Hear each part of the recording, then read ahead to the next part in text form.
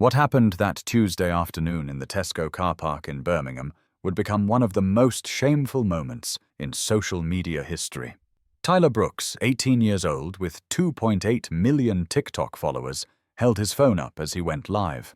"I'm going to show you guys a real prank today," he shouted, that familiar greedy glint in his eyes. His friend Jake was holding the camera behind him, with Connor and Brad alongside, all of them chasing the next viral video. "We're in the heart of Birmingham today, and we're going to have some fun with old people." His friends burst into laughter, but none of them knew that this day would completely change their lives, because at the other end of the car park, someone had come shopping in his old Mercedes, and he was not the type Tyler expected. 90-year-old Harold Jenkins slowly got out of his car, leaning on his walking stick. The World War II veteran still got up at 6 every morning and made himself tea. The small war medal on his chest, a special honor for the Normandy landings, glinted in the sun as he limped slightly from an old wound in his leg. Getting by on his modest pension, Harold still carried a photo of his deceased wife, Margaret, in his wallet. Though he'd lost most of his friends, he never talked about it. He'd only come out that day to buy some bread and milk. Tyler spotted him, and a nasty smile spread across his face. "Perfect target," he muttered, with 3,400 people currently watching his live stream. Tyler walked toward Harold with his phone pointed at his own face. "Look at this old guy. Kids, he's probably never seen the internet in his life," he mocked. Hundreds of comments were flowing in the live stream, most trying to stop Tyler, but he was only focused on the like count. "Tyler, stop. This is awful. Leave the old man alone." Comments were streaming in, but Tyler ignored them all. "Haters gonna hate," he yelled at the camera. As Harold tried to get his shopping bag from the boot, Tyler approached him. Jake, Connor, and Brad followed behind like a hunting pack. Harold's slow movements were increasing Tyler's impatience. "Hey, Grandpa," Tyler shouted. "What era are you from? The dinosaur times?" Harold turned his head, looking at the group with kind but tired eyes. "Hello, lads," he said calmly. "Lovely day, isn't it?" This politeness only made Tyler angrier. "Yeah, especially perfect for pranking old people," Tyler shot back, then tried to grab Harold's walking stick from his hand. "Look, kids, antique museum exhibit," Tyler said as he waved the stick around in the air. Harold politely said, "Young man, could you please give me my stick back? I need it to walk." There was no anger in his voice, just weariness. This reaction frustrated Tyler because he couldn't create any conflict. "I'm not giving it back. What do you even do with this thing? Play golf?" Tyler's friends kept laughing. Harold tried to stay calm. Young people not understanding him wasn't new, but he'd never experienced such disrespect. "Please, I just want to do my shopping," Harold said, but the tremor in his voice was now obvious. Tyler noticed this, and it gave him power. The live stream viewer count had risen to 5,200, and Tyler was buzzing. At that very moment, someone parked at the other end of the car park was watching the situation. Ozzy Osbourne had come shopping with Sharon, but while his wife browsed the aisles inside, he'd chosen to stay in the car. The 75-year-old rock legend behind his black sunglasses was watching what Tyler was doing to Harold. At first, he didn't want to intervene because he'd been trying to stay out of these kinds of situations for years. Sharon constantly told him, "Ozzy, don't get yourself into trouble anymore. We've had enough problems in the past." But Ozzy's own father had been a war veteran too. Jack Osbourne had served in World War II. As a child, Ozzy had listened to war stories from his father, and he could see his father's proud stance in this old man. When he saw Tyler push Harold, the old Ozzy awakened. "Bloody hell," he muttered, opening the car door. "That's enough of this bullshit." Tyler continued his performance while holding Harold's stick. "What's this thing for, Grandpa? Walking or chasing dinosaurs?" The live stream now had 6,800 viewers, and the comments were mixed. Some were writing "epic prank," while most were saying, "This is disgusting, stop it." But Tyler only cared about the numbers. Harold was genuinely starting to worry now. He was alone facing 4 young men, and no one was coming to help. "Young man, could you please give me my stick back?" Harold asked one last time, with a slight tremor in his voice. This tremor only encouraged Tyler more because he felt he was gaining control. Jake zoomed in the camera. Connor mocked, Are you scared, Grandpa? And Brad was filming the TikTok video on his own account, too. Harold's situation really looked desperate. He was alone, and he knew it. Tyler continued waving the stick toward the camera. I bet you've never done anything in your life. Just sit around and collect your pension, right, Grandpa? These words broke Harold's heart. This young man couldn't know about the days he'd lost friends on the beaches of Normandy, the horrific months of captivity in Germany, his struggle with PTSD after the war. But Tyler was thrilled seeing his viewer count rise. 7,500 viewers. This was his record. Watch this, kids. Now I'm going to show you how to make him dance, Tyler said, making a move toward Harold. Connor and Brad also approached, as if they were about to attack as a group. Harold tried to back away, but Tyler had taken his stick. Please, Harold couldn't finish his sentence because Tyler shoved him violently. The 90-year-old veteran lost his balance and fell hard onto the asphalt. At that moment, there was a terrible silence in the car park. Only Harold's groan could be heard. Jake caught it on camera. Tyler was laughing hysterically. This is amazing content. Don't forget to hit that share button. Tyler was shouting triumphantly, but then a familiar voice reached his ears. First from far away, then getting closer. Oi, you little shit! The voice was so familiar that even Tyler paused for a moment. But being so confident in himself, he didn't care. Another old guy's coming, he called out to his friends. But as the voice got closer, Tyler's expression changed. Did I stutter? I said. Oi, you little shit! Everyone who heard the voice froze. Even Harold, lying on the ground, recognized that voice. Tyler slowly turned around, and when he saw the figure standing before him, his heart nearly stopped. The live stream comments went crazy. Ozzy Osbourne is there. Oh my God, that's the Prince of Darkness. Tyler is so screwed. Tyler's phone started trembling in his hand. Ozzy Osbourne was there in all his glory. Did you just push this old man, you fucking piece of shit? Ozzy asked, with that characteristic Birmingham accent in his voice. Tyler's mouth hung open. His phone started shaking. Jake had dropped the camera. Connor and Brad had backed away. Are you really Ozzy Osbourne? Tyler stammered. The live stream viewer count was rising like crazy. 15,000, 20,000, 25,000. Everyone wanted to watch this confrontation. Ozzy slowly nodded his head, but his eyes never left Tyler. Bloody right I am, you pathetic little wanker. And you just assaulted a war veteran. Ozzy's voice was getting louder. That old stage fury was coming back. Tyler was genuinely scared now because he'd heard about Ozzy Osbourne's legendary fits of rage. This can't be real, Tyler muttered. Oh, it's goddamn real, sunshine, Ozzy said, walking toward Harold. Ozzy gently extended his hand to Harold. You all right, mate? Can you stand? Harold accepted Ozzy's help in amazement. I'm fine. Thank you, Mr. Osbourne. Ozzy gently helped Harold to his feet, holding the old man's arm. What's your name, sir? Harold Jenkins. Harold, did you serve? Yes, sir. Normandy, 1944, Royal Engineers. Ozzy's face immediately became serious. My father served too, Harold. He'd be rolling in his grave if he saw what this little shit just did to you. Tyler and his friends were now trying to escape, but Ozzy turned around. Where the hell do you think you're going? The authority in his voice was so powerful that all four young men froze. A crowd was starting to gather in the car park now. Mobile phones were out. Everyone was recording. Ozzy turned to Tyler, this time with that old stage fury on his face. Do you know who this man is, you ignorant little prick? Tyler shook his head, still in shock. Ozzy's voice was getting louder.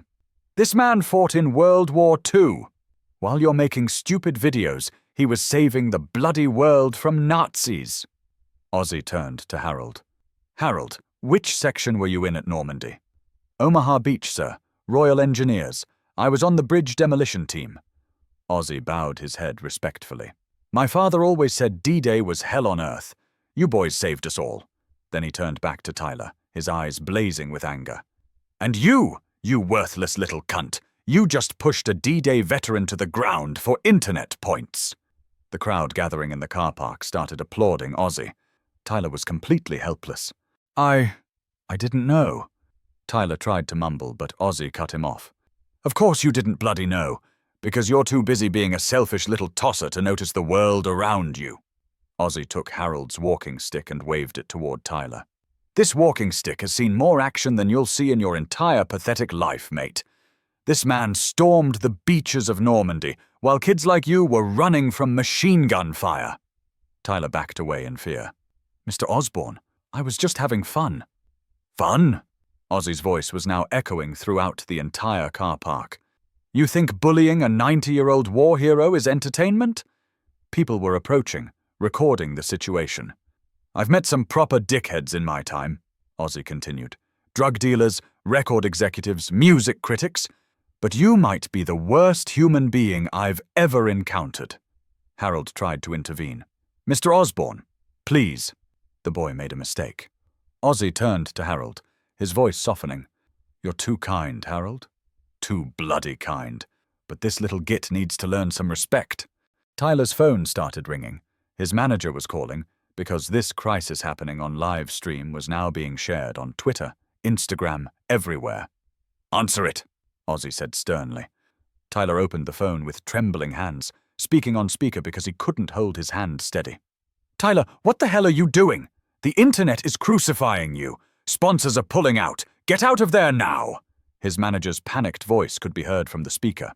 Ozzy took the phone from Tyler's hand. Hello, mate. This is Ozzy Osbourne. Your boy here just assaulted a World War II veteran on live stream. I'd say his career is properly fucked, wouldn't you? The voice on the phone went silent. Then, oh my God, Mr. Osbourne, please, Tyler is just a kid. A kid? Ozzy laughed. He's 18, old enough to know right from wrong, old enough to show respect to his elders, especially to war heroes. The manager's voice was pleading. Please don't destroy him. I'm not destroying him, mate. He destroyed himself. I'm just making sure everyone knows what kind of person he really is. Tyler tried to plead one last time. I'm sorry, I'm so sorry. Please, I'll do anything. Ozzy stopped and looked at Tyler. There was still anger in his eyes, but it had softened slightly. Anything? Right then, you little shit. You're going to do something for me. Tyler looked hopefully. You're going to apologize to Harold properly. Not for the cameras, not for your followers, but because it's the right thing to do. Tyler turned to Harold, tears in his eyes. Mr. Jenkins, I'm so sorry. I didn't know. I mean, I should have known. Harold gently nodded his head. It's all right, son. We all make mistakes. Ozzy intervened. No, Harold, it's not all right. But you're a better man than all of us. Then he turned to Tyler. That's not enough. You're going to visit the Imperial War Museum in London. You're going to learn about what real heroes look like. Tyler quickly nodded his head. Yes, sir, I promise, sir. Anything you want. Connor and Brad came out from where they were hiding. They also wanted to apologize, but Ozzy gave them a stern look. And you two? You're just as guilty. Standing there filming while your mate assaulted an old man. Connor stammered, We're sorry, Mr. Osbourne. Sorry doesn't cut it. You're all going to that museum together. You're going to learn about sacrifice, about honor, about what it means to be a real man. Jake was trying to pack up his camera and escape, but Ozzy spotted him. Oh no you don't, camera boy.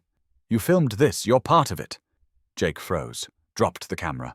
Sir, I was just what? Just helping your mate bully a war veteran? Just as bad as the rest of them. Ozzy took Harold's arm. Harold, can I buy you a cup of tea? I think we both need one after this circus. Harold smiled. That would be lovely, Mr. Osbourne. Very kind of you. As Ozzy led Harold toward the cafe, Tyler's phone kept ringing, and messages were coming in constantly. Sponsors were pulling out, collaboration deals were being cancelled. In 1 hour, his life had been turned upside down. Sitting in the cafe, Ozzy asked Harold, How many of your mates did you lose at Normandy? Harold's eyes filled with tears. 12 of them on the first day of the landing. Tommy Morrison was right next to me, shot in the head. He was 18 years old. Ozzy nodded. War is hell, Harold. But what you boys did saved the world. Sometimes I feel guilty, Harold said, for surviving. Don't you ever feel guilty for surviving, Ozzy said firmly. You lived for a reason, to tell their story, to honor their memory. Harold wiped away his tears. Those young people, like Tyler, they don't know. No, they don't know, Ozzy said. But maybe after today they'll learn. When Tyler woke up the next morning, his world had completely changed. 2 million of his 2.8 million followers had unfollowed him. Most of his remaining followers had stayed just to criticize him. His main sponsors, Nike, Red Bull, Samsung, had all cancelled their contracts. His manager was crying on the phone. "Tyler, I've never seen such a massive PR disaster." But worst of all, his mother had called. "Tyler, what have you done? All of Birmingham is talking about you." Tyler had to tell his mother everything. His mother was devastated. "I didn't raise you like this. Your grandfather was a war veteran too, did you forget?" This was the final blow for Tyler. His grandfather had also been a gentleman like Harold, who had always protected him. "I messed up, Mum," Tyler said, genuinely sorry for the first time. His mother said, "Then fix it, Tyler. Make it right." That day, Tyler called the Imperial War Museum to request an appointment for a visit. 3 days later, Tyler, Connor, Brad, and Jake were at the Imperial War Museum. Tyler had bought everyone's tickets with what little money he had left. Standing in the D-Day exhibition, Tyler was thinking about Harold. The museum guide was explaining. Most of the 19-year-old soldiers had never seen combat. At Omaha Beach, the first wave attack suffered 90% casualties. Tyler's heart tightened. Harold had been here at 19, facing death. He, at 18, had bullied an old man. The exhibition had old photographs, letters, weapons. Tyler approached a display case. Letters young soldiers had written home. One said, "Mum, if I don't come back, know that I love you." Tyler couldn't describe his feelings at that moment. Sadness, shame, respect. Jake came up behind him. "Tyler, thank you for bringing us here." Tyler turned around. "I ruined all of us. At least we're learning now." Connor was crying in a corner. He couldn't bear it after watching the D-Day film. "These people, they were dying at our age," he said. A year later, Tyler was crying at Harold's funeral. The old veteran had died peacefully, but the legacy he left Tyler was priceless. In his pocket was the Normandy medal Harold had given him. "You've earned this, son. Now you carry it." Tyler's social media career was over, but it didn't matter. He had now founded an organization helping war veterans. And every night before bed, he remembered Harold's last words. "Tyler, if you want to be a real hero, protect the vulnerable." That day's shame in Birmingham had turned Tyler into a real man.